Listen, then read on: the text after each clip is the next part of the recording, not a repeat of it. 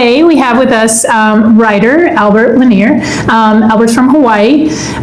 He's a writer and a retired journalist. Currently has a YouTube channel where he does a show, live shows on his YouTube channel. And he has two newsletters on Substack where he writes film reviews. And you'll go into more detail about that for us, I'm sure.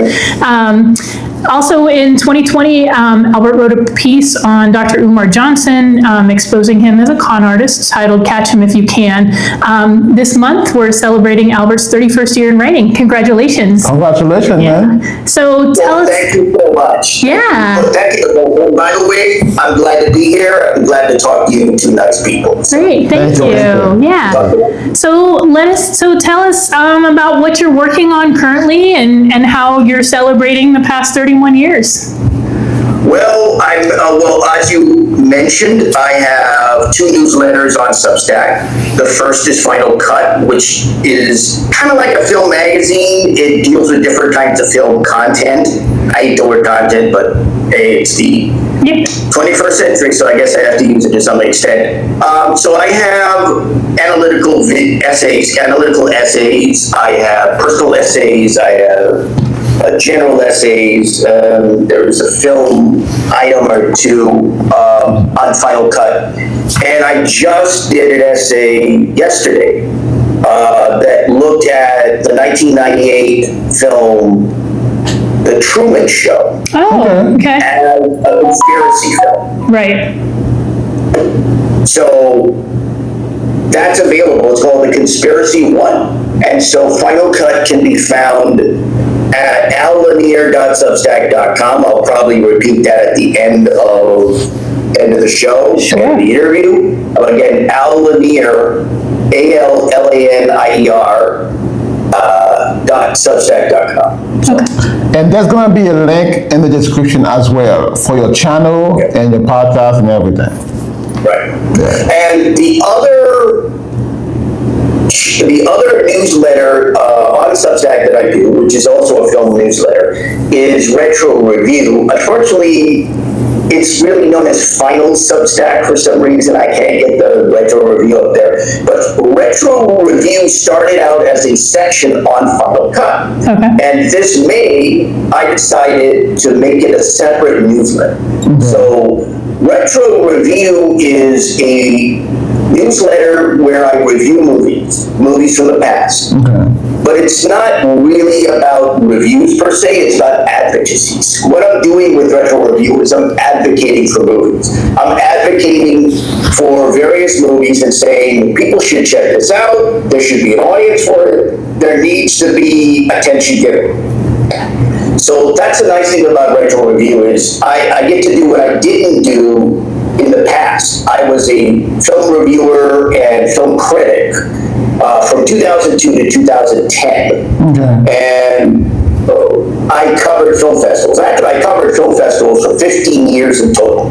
And before I was a film critic and reviewer, I was just a journalist covering film festivals in my hometown, Honolulu.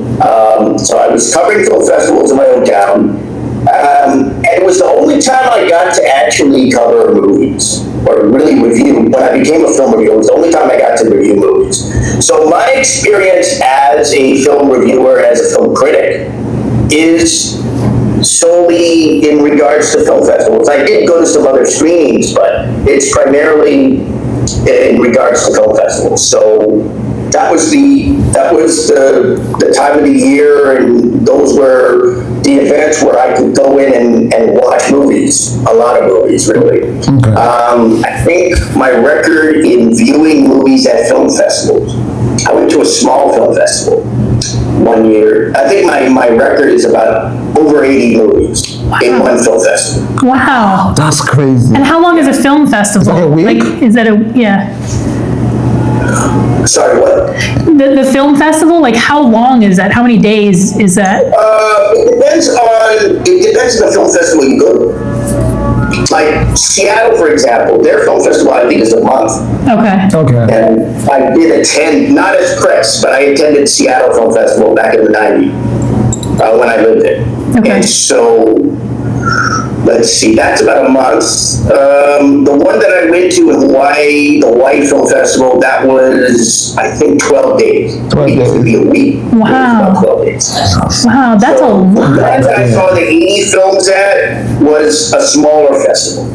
A lot of those were short films, Okay. to be honest. Yeah, but still though, like, it's Yeah, a lot. over 80 films. Yeah. And the average that I had in regards to watching movies at film festivals was anywhere from 35 to about 50 movies.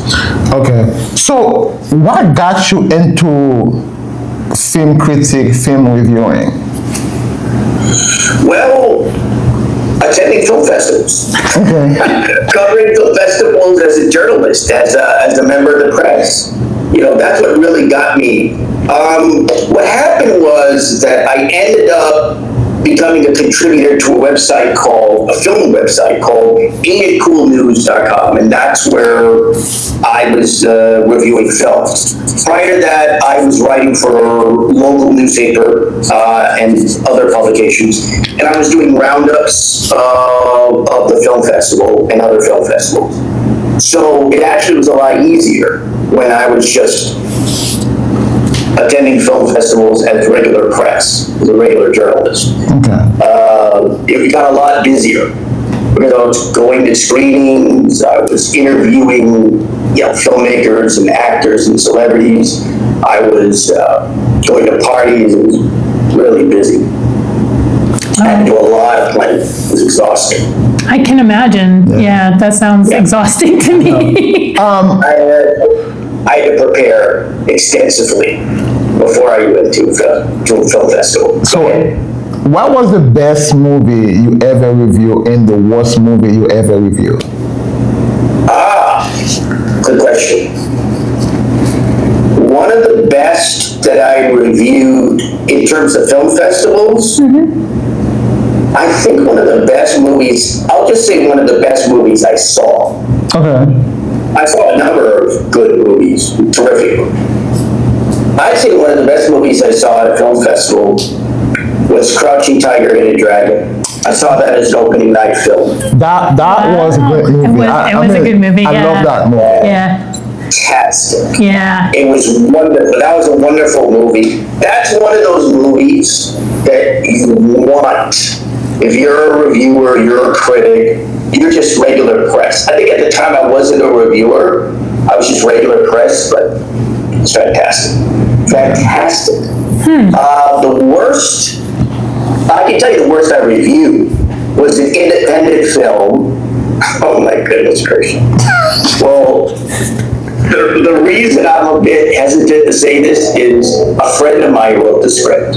Oh no. He wasn't a friend of mine at the time, we didn't know each other. But yeah, it was a movie called Soap Girl, and I reviewed it on Ain't It Cool News. Oh my goodness. Wow. I'm almost speechless. It was a horrible movie. Yeah. Okay, It was one so of the worst. It has to be one of the worst movies I ever reviewed. I think in my review I said it was 99 and 44/100ths bad. Wow. okay, so did you ever talk to him about it? Now, do you talk to him about it? We talked. Actually, it's funny. I interviewed him for my podcast. Now, Final Cut, as you know, is a newsletter. But I also have a podcast called Final Cut. Yes. The name. It's a promotional podcast that's on Substack and also on Spotify. And for the first season, which was last year, I interviewed the screenwriter of Soap Girl. And quite frankly, what he described as the script he wanted to do, and what, I guess earlier draft of what he wanted to do, would have been 10 times better, 100 times better than this film. The director of the film didn't know what he was doing. Wow. That's horrible. Weird. That was it. Go ahead, sorry. No, that's horrible. Yeah. I didn't know. I mean, I don't know much about film, and we enjoy watching movies, of course, but I don't know about the film industry and how films are made necessarily. So Well, that's Ice Cube has a new movie out, and the Rotten Tomato give it like 0 rating. Right. That was horrible. Wow, yeah. I mean, that's bad that the director has that much influence to make it that much worse. Yeah. I saw the movie and it was incompetent. Yeah. And I would say that because my background is kind of different compared to a lot of people that I guess talk about movies, or maybe not that different, but I actually learned about movies when I was a kid. So it's kind of strange. Okay. When I was younger, like before I learned about filmmaking, and I guess technically I went to film school when I was 12 or 13. Well, 12 and 13. So I went to film school, and when I say film school, I mean, what happened was that one day I was at my local library, and they had classes, different classes, and I had taken a couple classes there. And what happened was that they had a class for movies. It was literally called movie making class. And I thought, that seems interesting, and I signed up for it. It was Mondays, 3 p.m. I was in the 7th grade. So from about September 1982 to about April or May 1983, I go to the libraries on Monday and learn movies and learn filmmaking. I learned storyboarding. I learned the shot list, meaning establishing shots, pans, close-ups, dissolves, etc. I learned a little bit of lighting, a little bit of editing. So I really learned filmmaking when I was a kid. I learned basic filmmaking when I was I guess a new teenager or tween, I guess it was tween to teen. And that's where my interest in movies came from. Before that, I wasn't really interested in movies, other than watching movies. I'm like, well, Raiders of the Lost Ark, yeah, I want to go see that movie. Oh, Star Wars, yeah, I want to go see that movie. Oh, E.T., now, I want to go see that movie. That was it. I had no love of movies. I had no interest in movies. You know, I was interested in other things. I was interested in history. I was interested in literature. I wasn't interested in movies. After I took that class, you know, which included, you know, working on other people's, everyone had a project in that class. Okay. So my project, I think I had 2 projects. One was a documentary of Raiders of the Lost Ark. That was done. They had like a making of Raiders of the Lost Ark book. So what we did was, you know, put it up and we did tight zooms, and I had someone read the captions. So that was my documentary about Raiders of the Lost Ark. And then I did, oh boy, I did a remake of Star Trek II, The Wrath of Khan. With no budget. Wow. So that was, those were my twin. And yeah, and I wound up, well, I haven't thought about this in a long time. I had my own talk show. Okay. So I had my own talk show. We would interview people. Oh my goodness, it's been so long since I talked about that. It's crazy. But I learned filmmaking when I was 12, 13 years old. And so the class ended at the end of my 7th grade year. What happened was the library was cutting back. On classes, so they canceled, you know, classes like that. So they gave us a party, and I don't know if I should admit this. Come on. A bootleg version of E.T. Oh. Now this is 1983. Oh my goodness. E.T. was not on video yet. Right. And I hadn't seen the movie, but it was horrible tape version. But I had seen the movie, so it didn't matter to me. But it was a fun party. Yeah, I enjoyed it. But the sad thing was that after I got out of the class, see, I had no film equipment. I had no video equipment, nothing. And I learned on video. I didn't learn on film. I wish I had learned on film. But I learned on video. So I didn't have equipment, so I really couldn't become a filmmaker. Okay. So I think what happened was I ended up going to film festivals when I was a teenager. I was 15. And that was kind of contributing. If going to that class at the library was my undergraduate film education, going to film festivals was my graduate film education. Okay. So there I got to meet filmmakers. I went to my first film festival when I was 15 years old. And I went, subsequently I missed the following year, then I went to another one. And then I went, when I was in college, I went to film festivals. And then when I graduated, my bachelor's, I ended up becoming a journalist at the age of 24 in 1994. And so that's when I first covered film festivals as a journalist. Okay.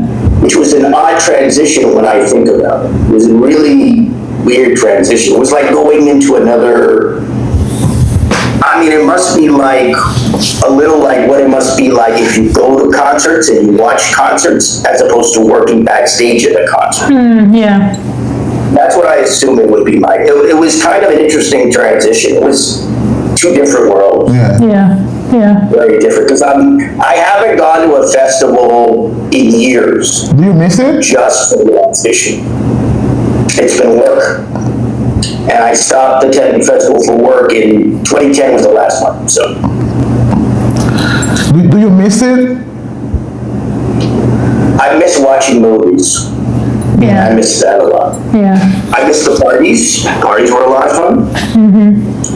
I miss talking to filmmakers.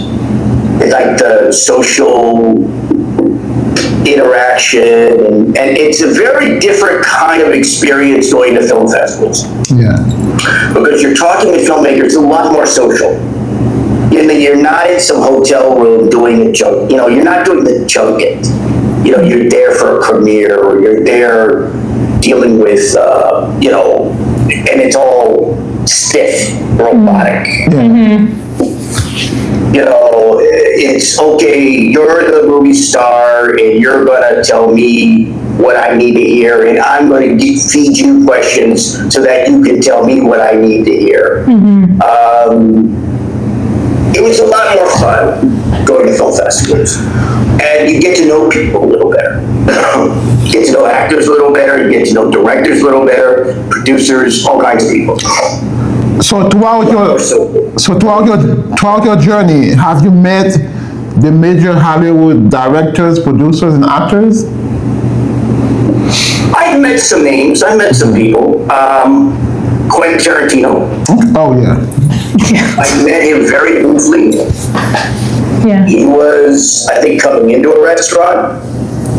I was coming out of a restaurant, and I was headed to, there was a restaurant near one of the main movie theaters during the festival.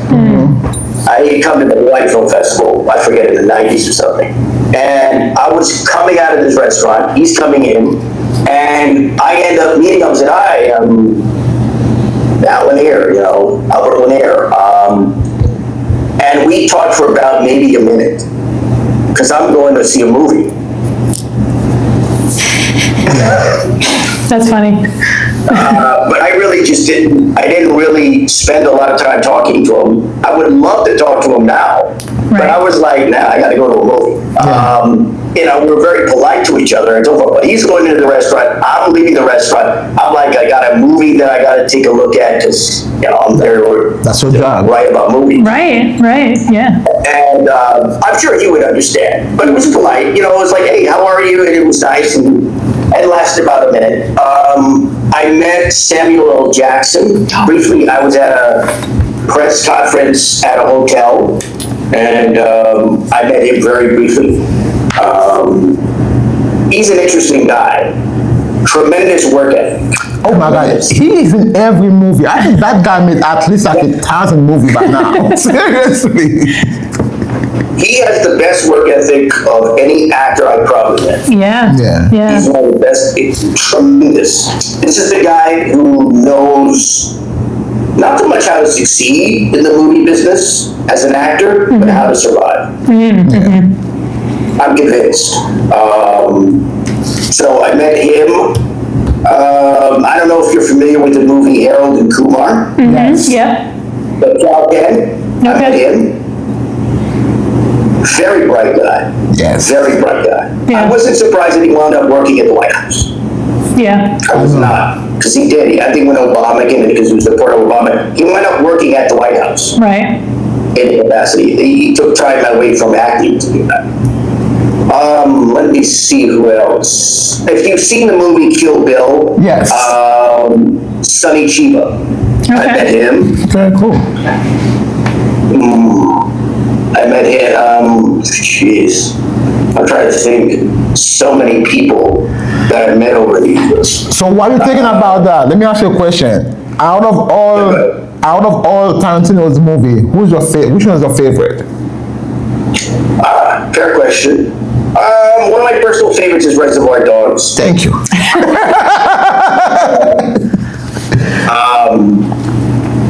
If I had to say my absolute favorite, probably Kill Bill. It's a good movie, It's though. a good movie, It's a but good movie. it's a good movie, but I think Reservoir Dogs, was yeah, better. yeah. I wrote it. My very first essay for Final Cut was about Reservoir Dogs. It was called Dishonor Among Thieves. Okay, I saw that, yes. wow, yeah. Do you have a favorite of his? No, I don't. I don't. You know what my guilty pleasure of him is? What?